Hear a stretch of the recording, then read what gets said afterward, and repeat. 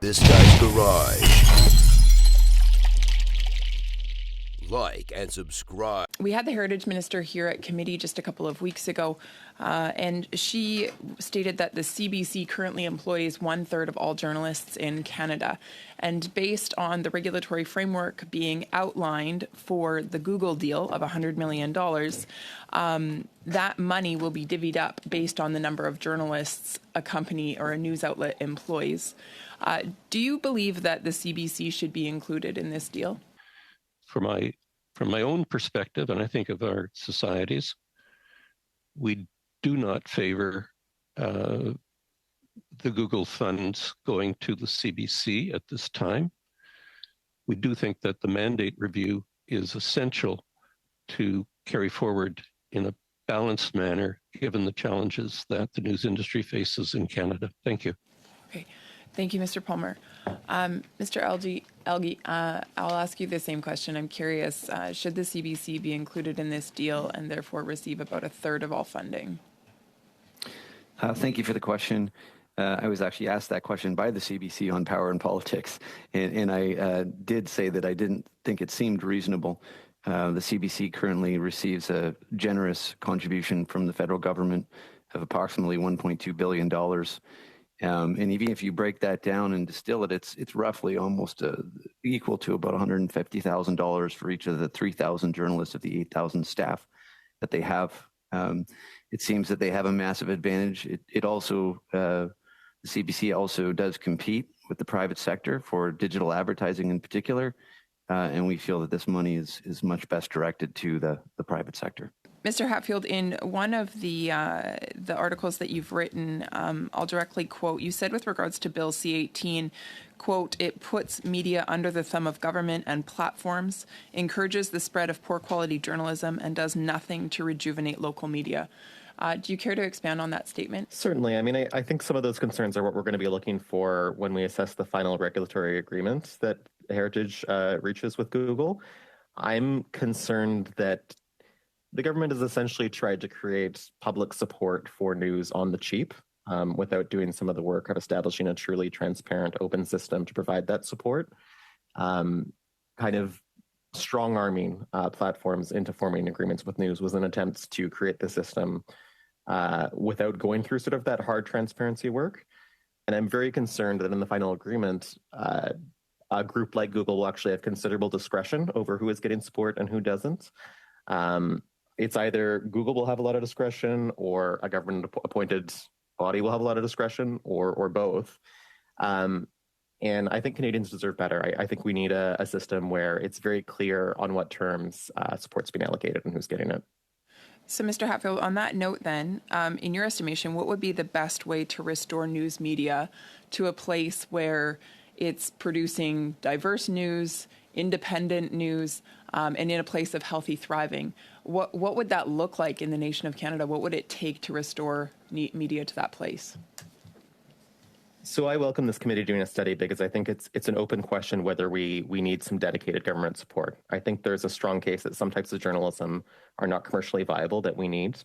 But I don't think the CBC should be sort of cannibalizing the funding that we need for a diversity of sources.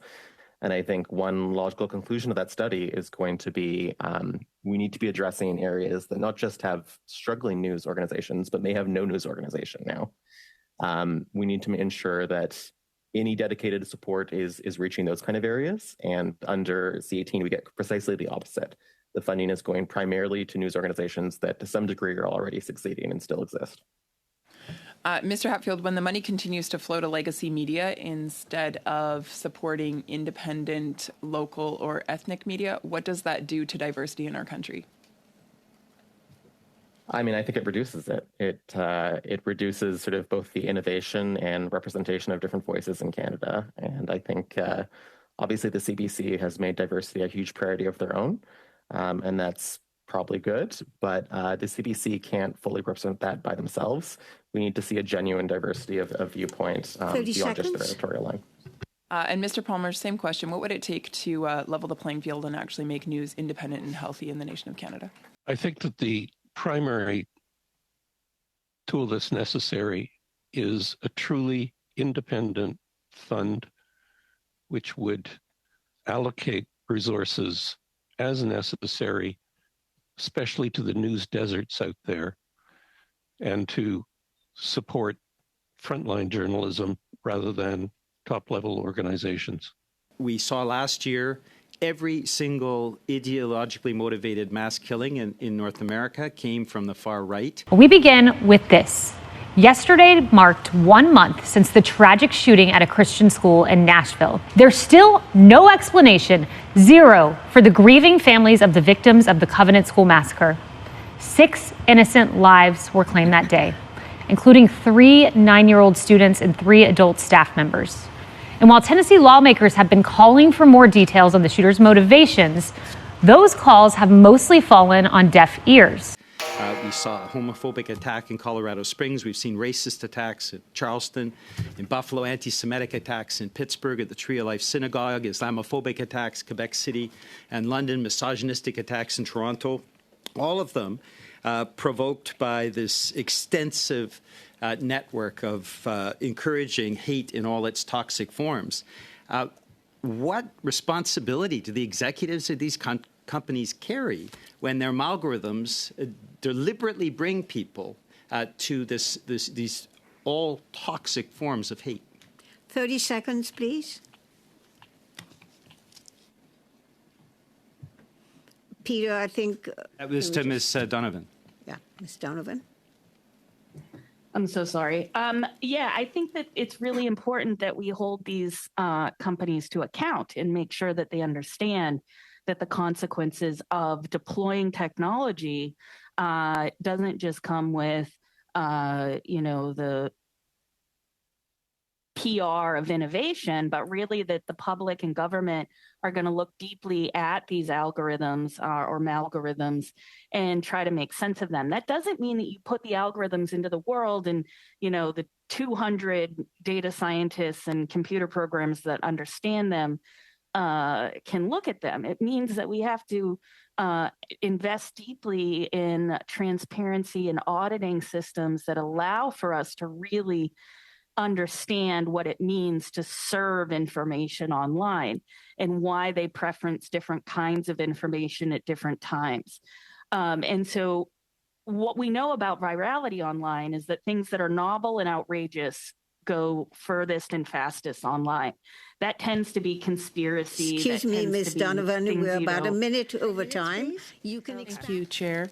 Ms. Donovan, my colleague, Mr. Noor Mohammed, asked you about the misogynistic hashtags that the Leader of the Opposition had used, and you didn't get an opportunity to respond to that. I'd just like to give you a chance to respond. Yeah, I have been researching Facebook for a very long time, and YouTube as well. And when it comes to the misogynistic hashtags, it's not just that, someone is using a hashtag, but what a hashtag represents is a content tag that allows the algorithms to connect different pieces of content with each other. And so anybody that's using that hashtag might get recommended to you as the next video up.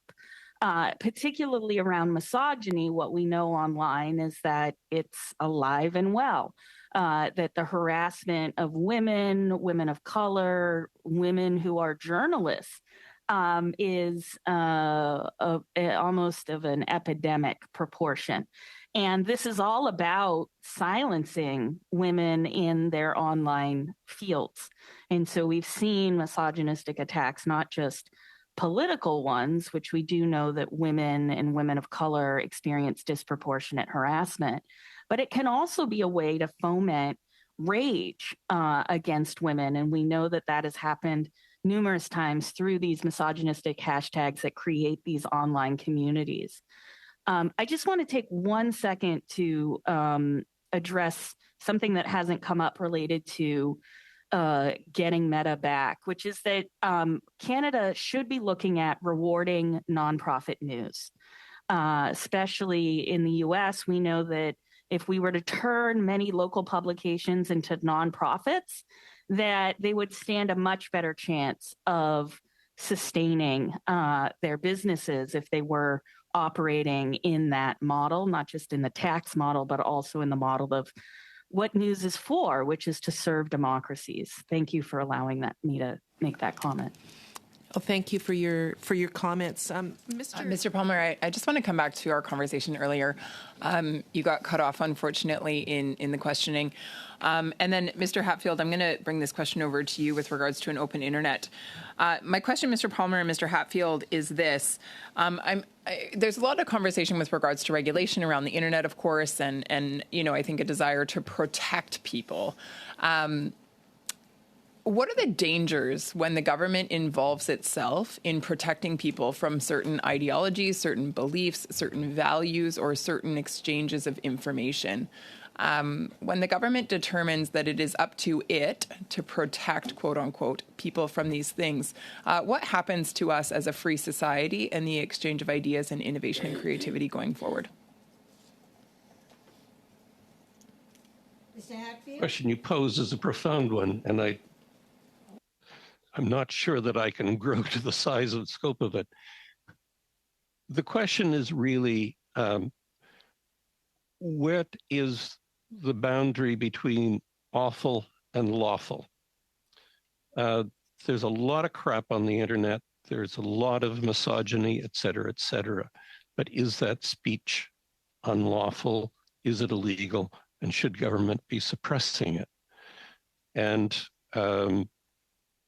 I don't have all the answers on this, but certainly there's always a danger when you suppress speech, and particularly in having government, which has an interest in how people speak, particularly speak about it, are empowered to suppress elements of speech. And that's regrettable. It's a tremendously difficult balance to find, but it's a tremendously dangerous line on which government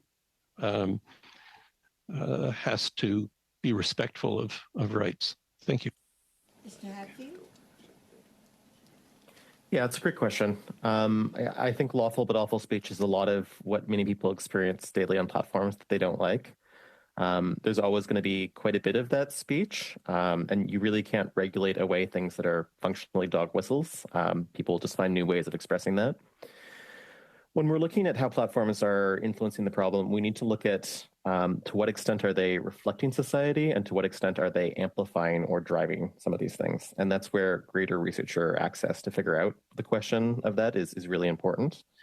But it's critical that we don't create a very censorious situation where the government is indirectly forcing platforms to remove actually a ton of lawful speech. There's the potential for actually really critical social mobilization and conversations to be affected if we set up poorly designed regulation. Thank you. And Mr. Algie, I'll just return to you here for a moment. Just with regards to Bill C-18 and the impact that it is having. Now, I should clarify, actually, because Bill C-18 actually Meta opted out because they're no longer carrying news links, and Google had a few demands of the government, and of course the government entered into a back room and created a deal with them. So we now have a Google deal. We don't actually have Bill C-18 being upheld by anyone. And so given the Google deal for $100 million, how does something like this work to the disadvantage of innovative, new, local, independent, or cultural media outlets? It's difficult to answer that in absence of final regulations and an understanding about how the funds will be distributed, as mentioned earlier, especially when you look at the scope of organizations that are involved. I would say, I will go back to saying that certainly the evacuation of Meta from the industry will, without question, disadvantage many, many small startup independent publishers, because this was, in many cases, the on-ramp to them developing audiences, and it was a very efficient way in which to do that. I think as well with these kinds of programs and funding, because people will have to apply to receive it, it tends to a disadvantage, again, the startups, because people who have been in the industry, including us, will be advantaged because we get access to those funds very quickly, where sometimes the process otherwise can take years potentially.